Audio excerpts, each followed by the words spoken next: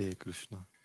Reading from Grantaraj Srimad Bhagavatam, Canto 6, Chapter 1, text number 47.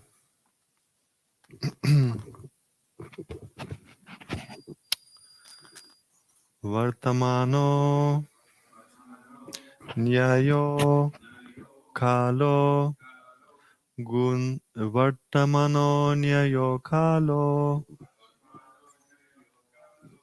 Gunabigyapako Yata Gunabigyapako Yata Evam Janmanyayor Etad Evam Janmanyayor Etad Dharma Dharma Nidarshanam Dharma Dharma Nidarshanam Vartamano Nyayo Kalo Gunabigyapako Yata Evam Janmanyayor Etad Dharma Dharma Nidarshanam Vartamano Nyayo Kalo Gunabigyapako Yata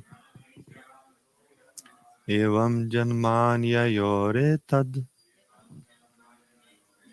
Dharma Dharma Nidarshanam Vartamano Nyayo Kalo Gunabigyapako Yata Evam Janmanyayor Etad Dharma Dharma Nidarshanam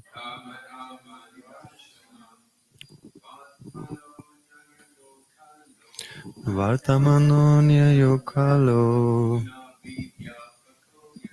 Gunabigyapako Yata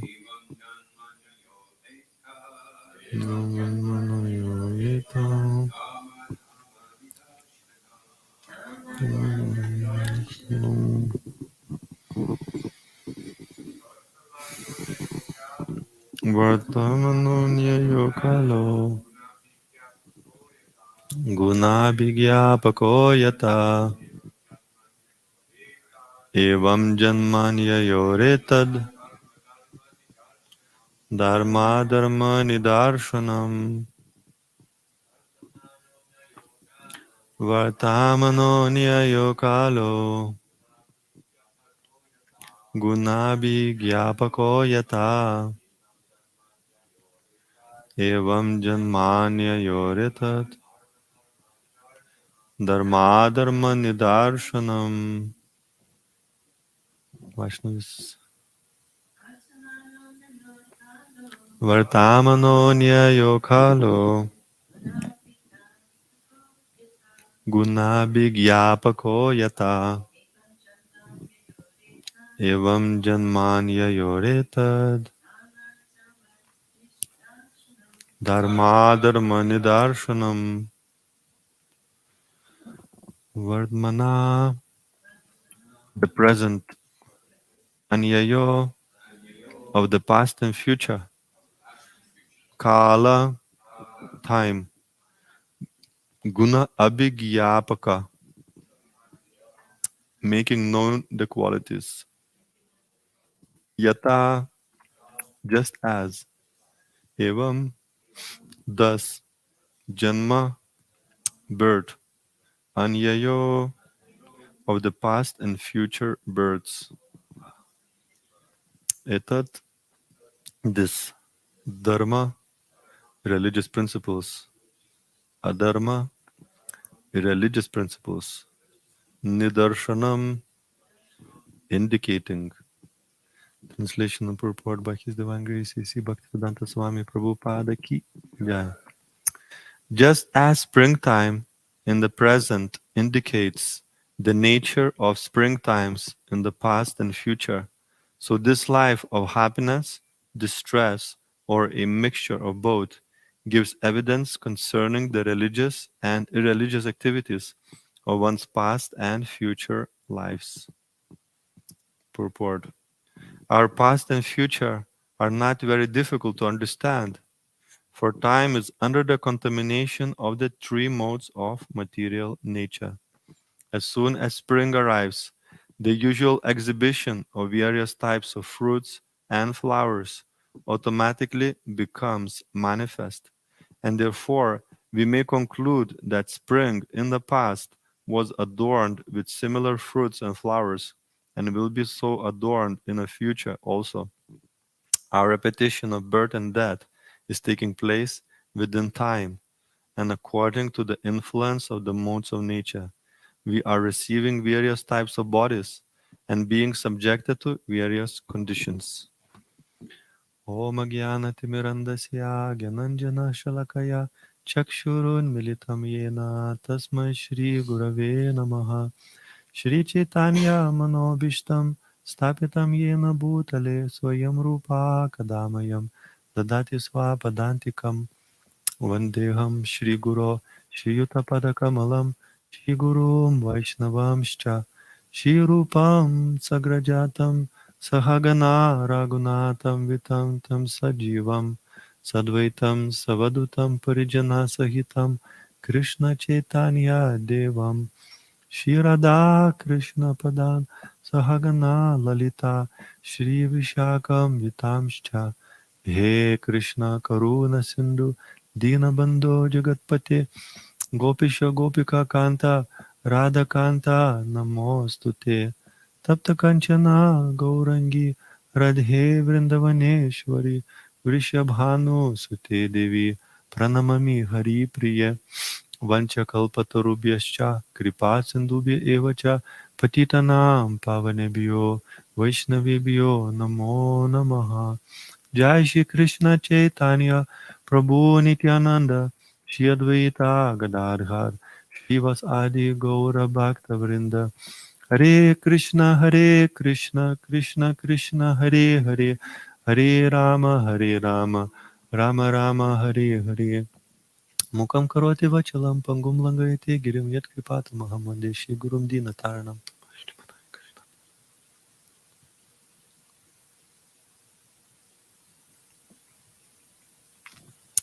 The translation again. Just as springtime in the present indicates the nature of springtimes in the past and future, so this life of happiness, distress, or a mixture of both gives evidence concerning the religious and irreligious activities of one's past and future lives.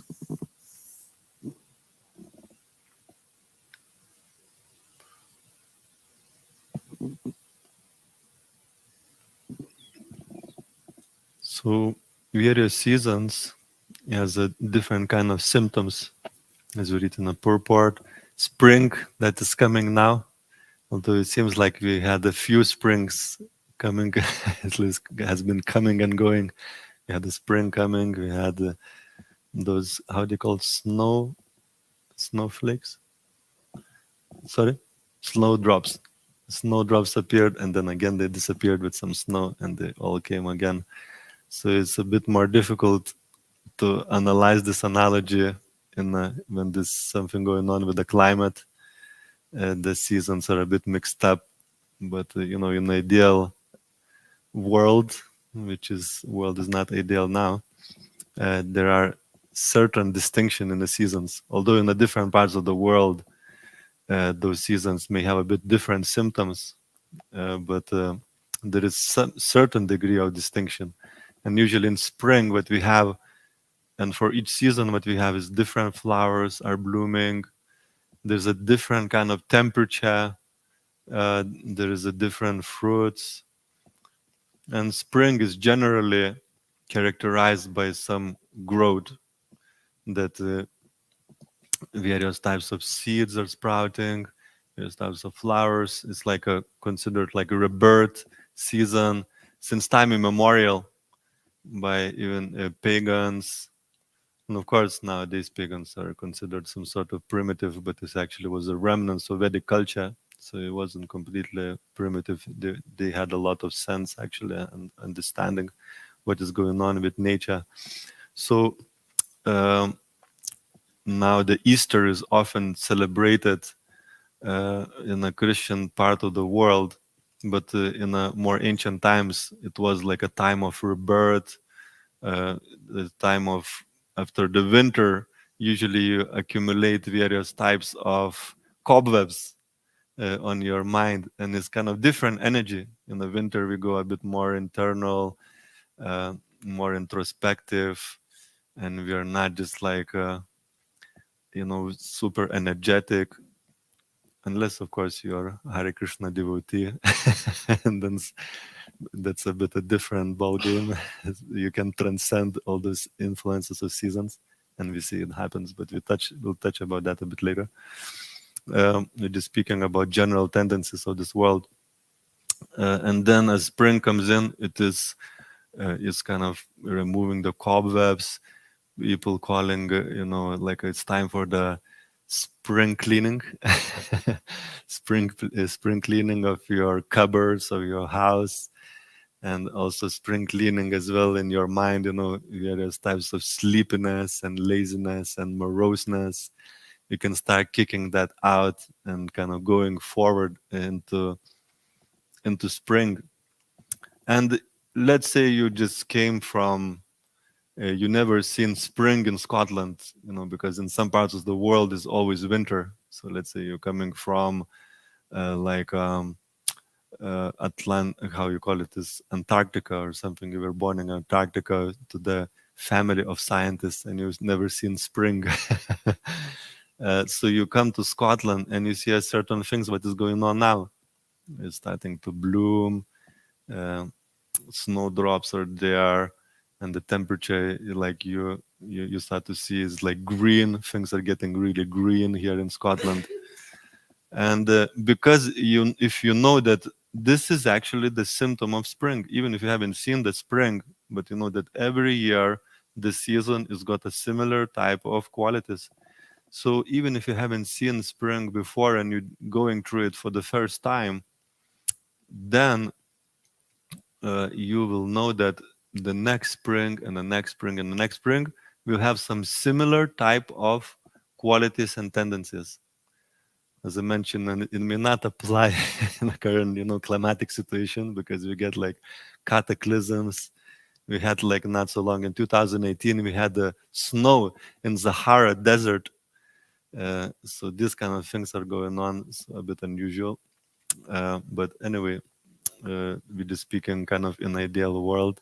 You can judge approximately, at least, this is the symptoms of spring. And also you can judge what the springs were like in the past. So, last year spring, also the snowflakes were the first flowers, and the spring before, the snowdrops or the snowdrops were the first flowers. As soon as the sun comes out and the temperature starts rising a little bit, then the snowdrops are coming out. So this is the symptom in Scotland, for last, don't know how many, must be a few hundred years, if not few millennia, and it's gonna be there for a while, unless Scotland become a tropical country, and we'll have another symptom of spring. But this principle of judging things because there is certain seasons, and so it's a wonderful analogy, and it's interesting how poetic is it. It is actually in Sanskrit. It doesn't seem to be spring mentioned, but Prabhupada uses the word springtime. So either it is his own poetic expression to help us to understand a bit better, and this poetry is coming out, or often it will be in previous acharyas. They use this analogy to help us to understand better and deeper. So just like we can judge all those previous springs by certain symptoms and the future springs, and then the summer, autumn as well has got a certain tendencies, winter, the temperatures, etc. In the same way, we can look into our karma and our suffering.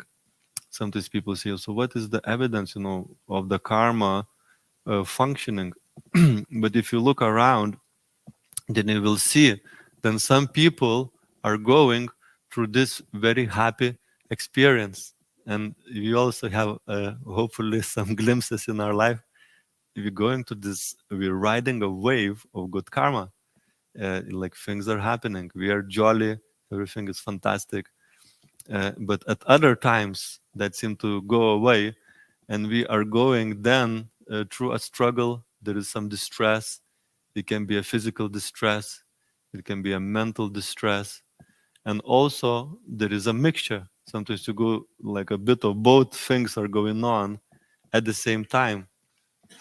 So what is this indication of? And as we read here in the scripture, and we can apply some logic as well, that when we are going through this good time, this is a result of some pious or religious activities in a previous life. We're going through suffering, that is a result of impious activities, and a mixture of both two.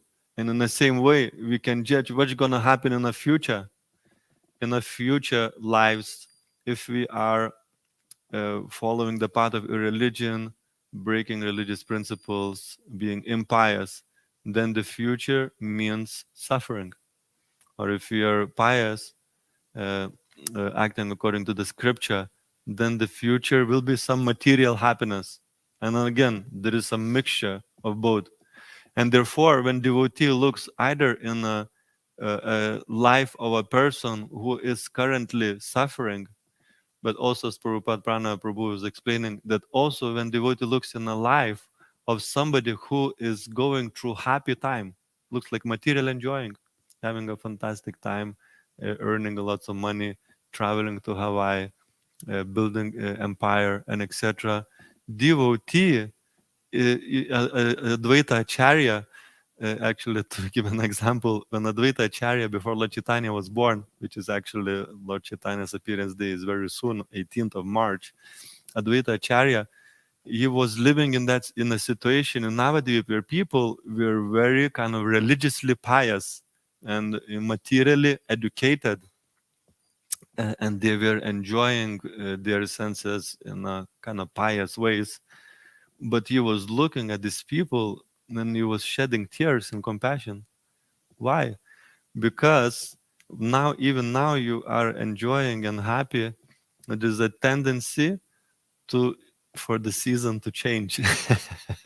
There's a changing seasons. Even the seasons has got a certain symptom, and if you stick to path of piety, there will be some material happiness. But the tendency is to lose it. If you can see a lot of people who are materially successful, there's a tendency to become arrogant. There's a tendency to, think better than everybody else. There's a tendency to step on other people's toes and or even heads to maintain that status. And so therefore, you can see this person is enjoying now, but is the tendency is to go. And those modes, as we read in the purport, there's a constant fight for the supremacy. Different modes are influencing you. Even if you're a mode of goodness, you're happy, but there is this influence very strongly pushing us. And in the stage of Kali, this mode of ignorance and passion is even pushing us even more. So therefore, it's so difficult to remain on a path of piety and therefore maintain the status of material happiness. So therefore, devotee, when he sees in this situation, it doesn't see just what's happening at the specific moment. The devotee sees in the future, because we have a transcendental knowledge. We can actually see. It's not like necessarily that we are like psychic, like you read about some people, Nostradamus or whatever, who just know this and this thing's gonna happen.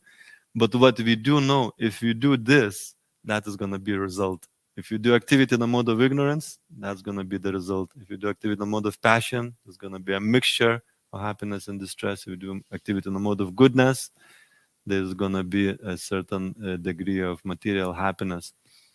So therefore, we can predict what is going to happen. So therefore, Advaita Acharya, despite of the fact that those people were materially happy and enjoying, he was actually, you know, feeling compassion, and he was feeling distress, and this is the only distress that devotee feels is called paradukkha dukkhi. He is unhappy to see other people not being Krishna conscious, because their happiness then is not sustainable, is not gonna last. They're gonna lose it sooner or later, and definitely at the time of death, no matter how much you have accumulated, you are going to lose it at the time of death. So therefore, uh, we have to see what happens. We have to see what happens. So by that influence of time and the different symptoms, we are getting our different types of bodies as well. Depending on what we're doing now, we're gonna get a certain type of body in our future that either will be a body that will help us to enjoy or suffer, and also we're gonna be born in different types of situations to either enjoy or suffer or experience the mixture of both.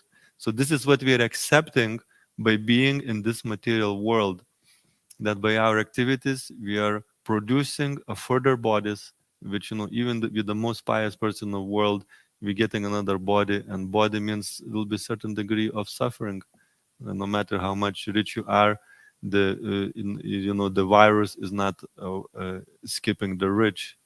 No matter how much wealthy you are, there is you can see there is still war in the world, despite of the United Nations and so much effort for peace and etc. There is so much different types of influences, and this Kali Yuga is considered the winter age. So we see there is a various types of suffering and symptoms that is coming together with the age of Kali. And of course, we don't want to make it the gloom and etc.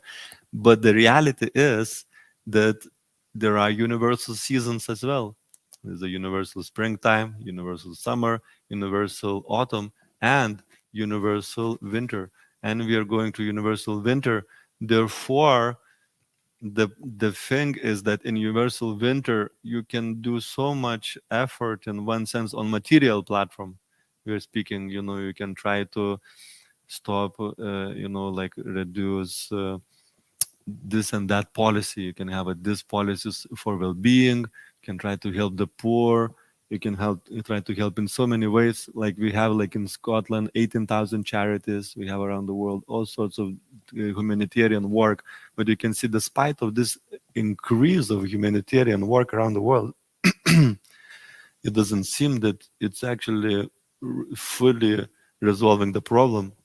Still there are so many hungry people, still there are so many wars, still there are so many people suffering and etc. So this is the symptom of this age of Kali, and the reality of the situation is that to smaller or bigger degree these things remain and even may increase as Kali progresses. However, on the positive side, there is some hope. And just like with the virus situation is easy to catch. I mean, hopefully pandemic is over now or coming to the end. But as you can see, there is some other problem then coming in. We have this war situation. So when you have virus, what do you do? Even if you come out and you may catch it and etc. But there is what is called a bubble. You can create a safe bubble where people don't have a virus, and they also, when they come out of the bubble, they take a certain precautions not to catch it. Put a mask on, wash your hands, and etc. Of course, some people don't even believe it, but we don't get into that. Just speaking again, theoretically. Um, so what happens, when you live in a bubble, you can have like in the beginning when the pandemic started, it was like a household bubble. Then you can create a bubble that includes your dad who lives like in another part of the town or something. You can meet up together, and that's kind of safe bubble because you kind of follow a certain precautions. And then you can then create a bubble with your neighbor or your friends, meeting in a garden, and etc. And you're living in that kind of somewhat protected environment, and you trust each other, and you're looking after each other's back. I don't want to give the virus to my granddad. I don't want to give a virus. Jai. Yeah, I don't want to give a virus to my friend. So we are kind of living in a culture of kind of protection and prevention, so we don't share the virus.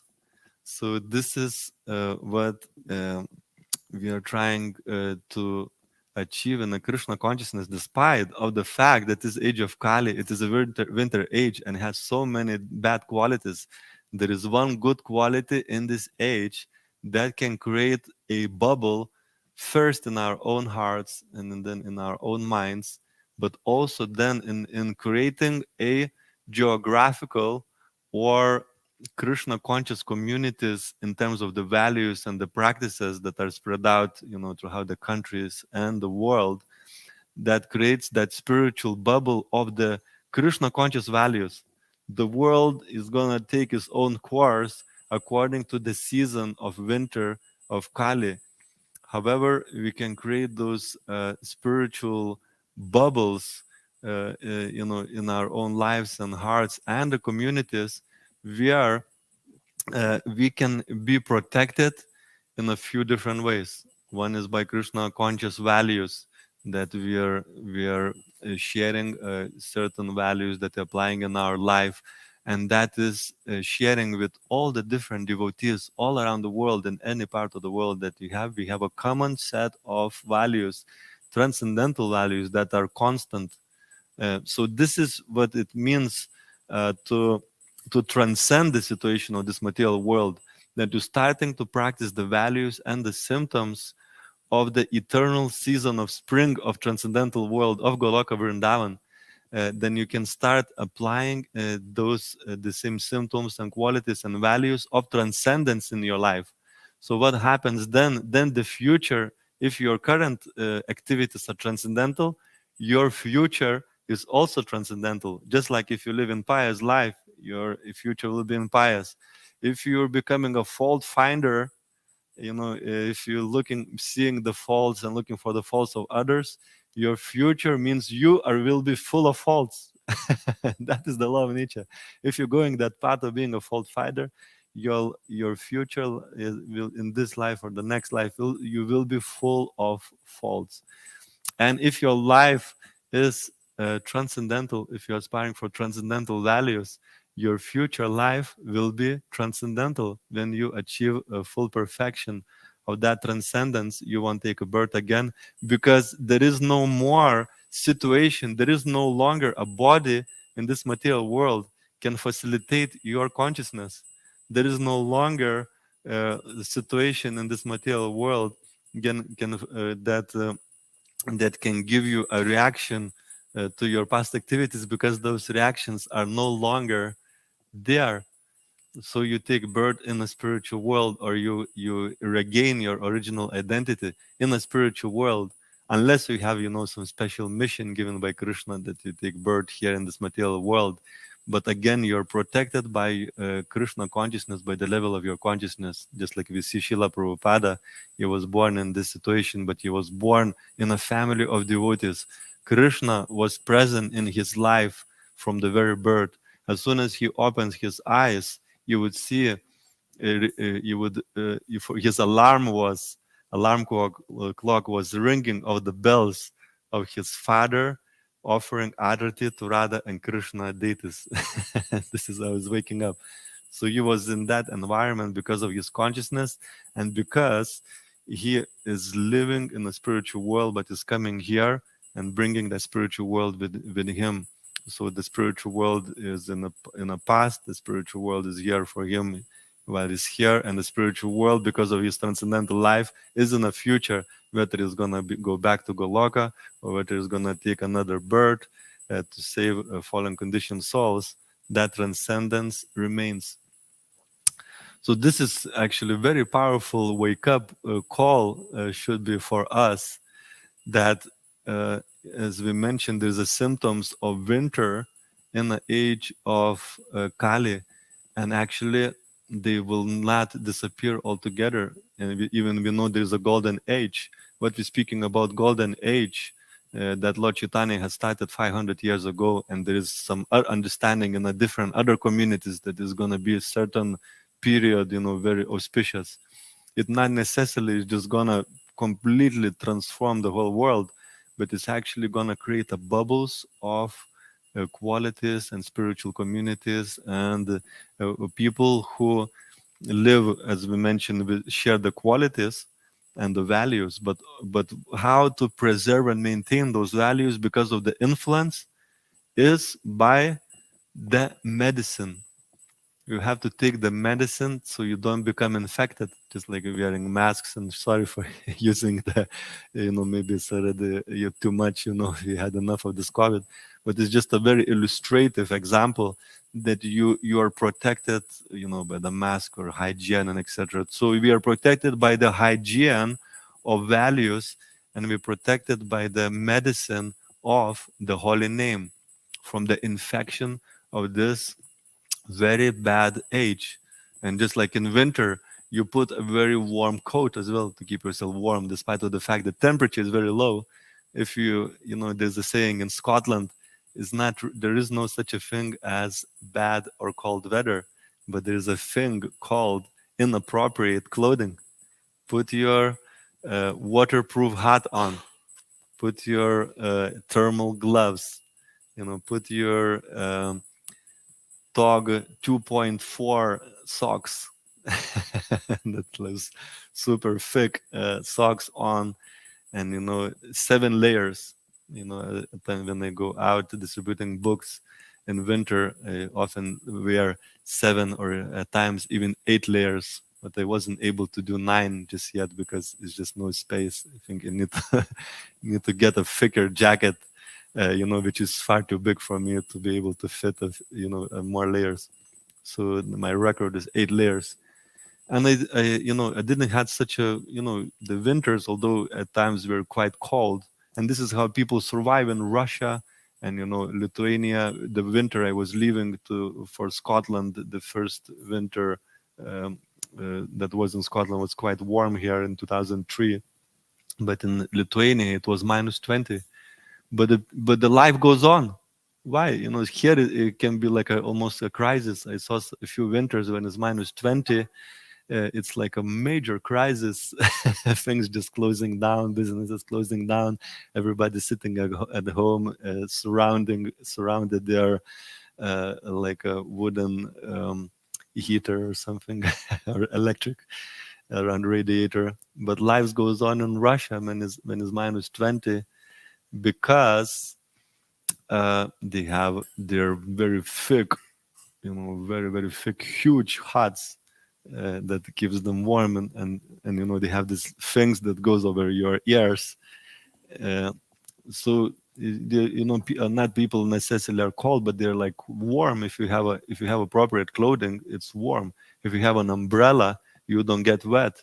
So in this age of Kali, you have to immunize yourself with this very powerful process of chanting the holy names of the Lord. You can be fully immunized by this good, quality chanting, and by living a life of values of Krishna consciousness.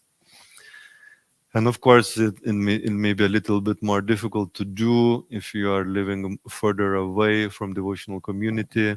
So therefore, you need to come and visit and preserve and maintain those values. Because if you are outside the devotional community, there will be like almost like a pushing, through the TV, through the newspapers, through the media, and etc. There's a push for you to kind of become infected almost by those qualities of age of Kali. So therefore, regular pilgrimage is very important. Being a part of uh, a sadhu sangha, finding a local community that you can become, attend, and etc. But ideal, if your life is allowing somehow or another, if you have this opportunity, you're somehow not able, you're not so stuck to any particular location in life. If you're able to move into devotional community, this is this big bubble that is very, very powerful to be able. It's very protective environment. You can share the values on a daily basis. You are the people every day interacting who have got those devotional values and living a pure way of life, and the holy name is going on almost on every corner. Whenever you turn around, somebody's chanting Hare Krishna. The temple, the Hare Krishna is always going on. The people will tell you in the morning, Hare Krishna, good morning, Haribol, spirit soul. So it's just like this it's a lot easier, if you have the situation, but it's not, of course, impossible. And many devotees live in the in the city, and then further away from the community. Then you have to make a regular pilgrimage, and also you can attend as well in a virtual community, just like we are here now in a temple, but we have some people online. So still being apart, we are still connected in that more virtual community.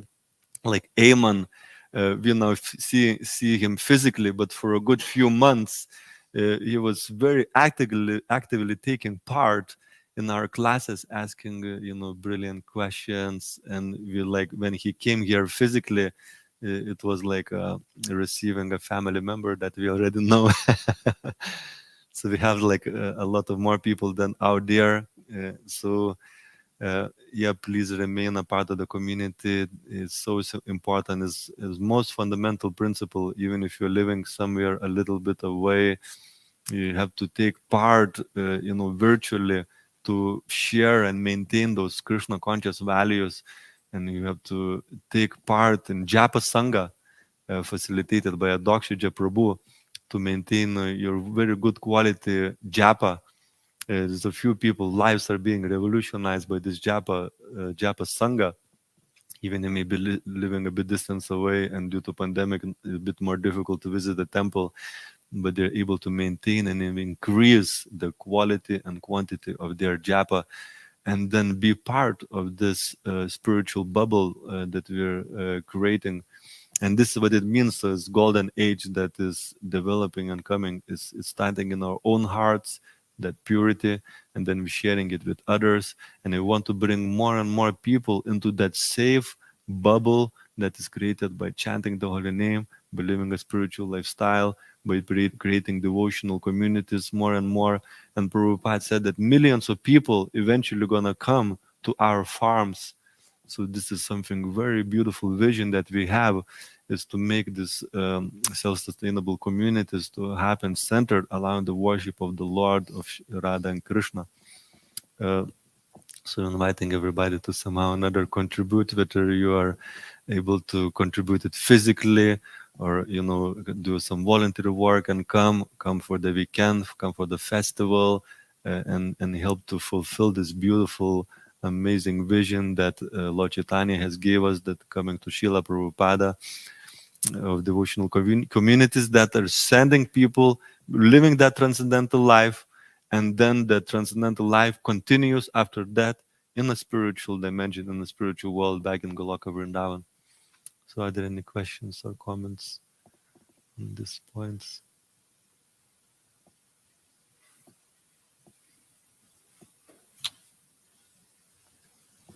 Yes. They have a...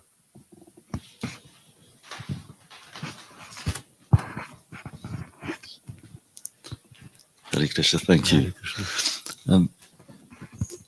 We can see how our actions and the decisions we make now, we can forecast like the predictability of the seasons, but I have no sort of access to the past.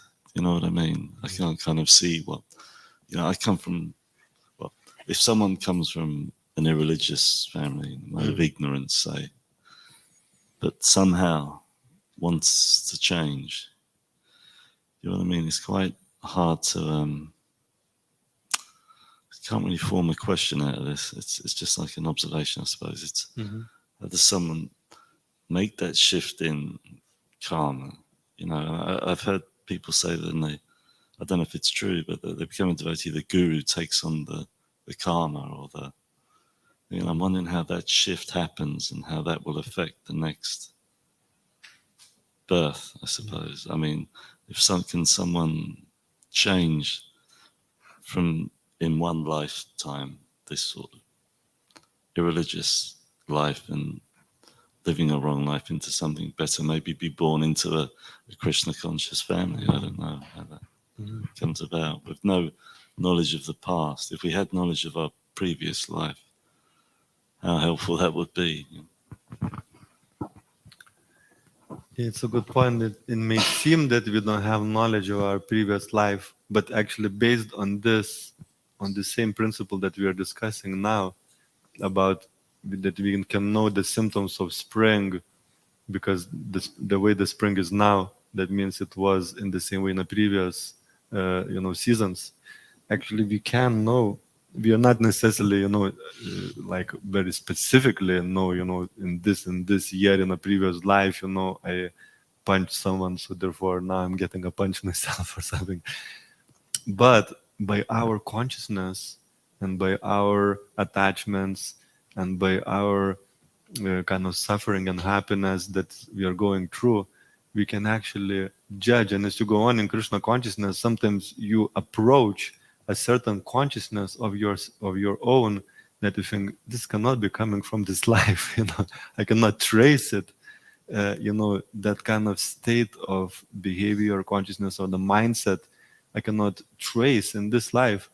So that's another evidence. Where is it coming from? I'm not. It wasn't in my environment where I growing up.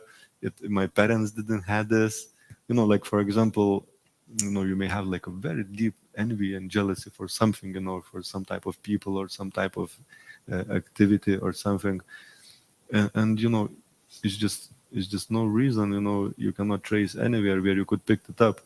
And then you can realize this is coming, or sometimes with specific persons, like you never met person before, and you just get a certain feeling, and that is coming, whether it's envy or jealousy, or maybe falling in love even. So there is like a certain pattern that you can see, this is not coming from this life. It's just capturing me and making me act in a certain way.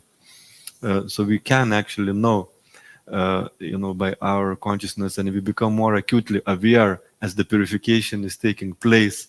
For example, when you came back very dirty from the garden and you just completely dirty, you start washing yourself, and you in the beginning you just know you're fully dirty, but you're washing and things start to wash off, and you see there is a certain parts of the body that are completely clean.